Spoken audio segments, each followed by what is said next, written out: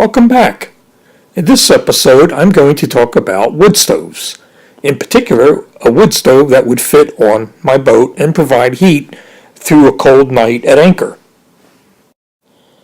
Inside the boat, I had a nice clear bulkhead that I could mount the wood stove on. The stovepipe could go straight up and directly out the cabin top.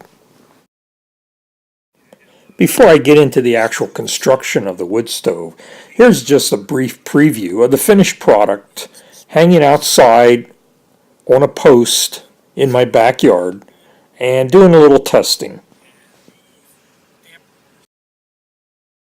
The wood stove is made primarily out of stainless steel sheet metal. It's approximately 22 gauge.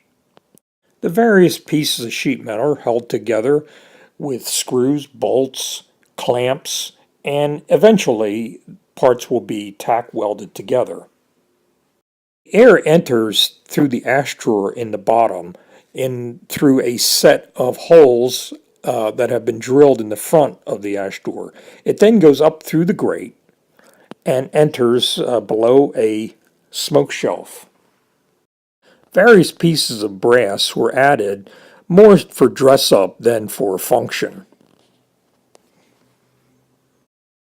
The air intake in the ash drawer is regulated by these small brass tabs that can be moved in front of the air holes. The fuel loading door originally started out as a blank piece of stainless steel, but eventually it got replaced with a door that had a viewing area. The firebox has an extra layer of stainless steel to prevent burn through. It also has a grate which supports wood or charcoal. The remainder of the photos shows the wood stove in approximately its finished configuration. The door that has the viewing area is installed. There's a new ashtray at the bottom, as well as a new smoke cap for the top. I'm going to light the paper.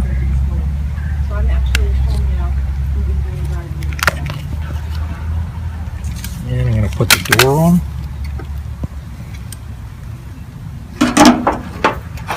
There's the door. And I don't see any smoke coming out any of the cracks here. And I do see smoke coming out the top. Oh, it's going where it should. The ash drawer opened a little bit to really get a really good draft.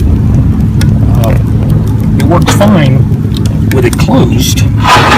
Just as you can see, the draft just cuts down a little bit. That's probably good for like longer term operation, but to really heat it up fast, it's just cracking it open like that really makes a huge difference.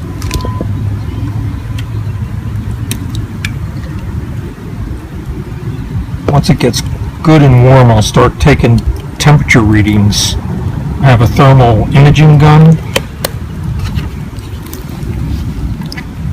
that I can use to, like if I shoot right into the flame.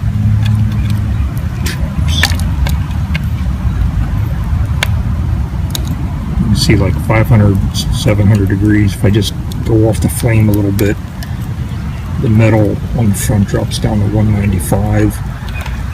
The side shield right now is at 111. And the chimney pipe right now is around 180. So I'll let that chimney pipe really heat up really good. The very top of the stove is at 280. So even at this distance, I can feel the heat coming off. Well, here we are. It's the winter of 2016, and as you can see, my wood stove is still right here, hanging outside on my post. And you're also going to see where the bulkhead inside my boat still does not have a stove on it. The reason being, when I tested this, gave off lots of heat. It was very good. The problem is I couldn't get more than a 2.5 hour burn where it was actually warm enough to do good. The main reason I was going to use this was for an anchor.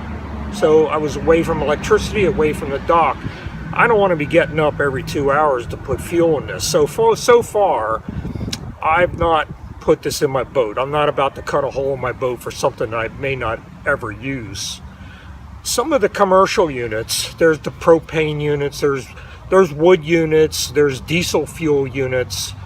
Probably if you're going to be on your boat a lot as a liveaboard, it makes sense to go to like a diesel fuel or even propane, although I would have reservations in terms of how many times I would have to fill up a propane bottle just to heat a boat through the winter. As a liveaboard, as a weekender, propane would be fine. Okay, well, those are my thoughts. You decide what you want to do for your boat, but I like the way it looks. That's why I kept it hanging out here. It's a good conversation piece.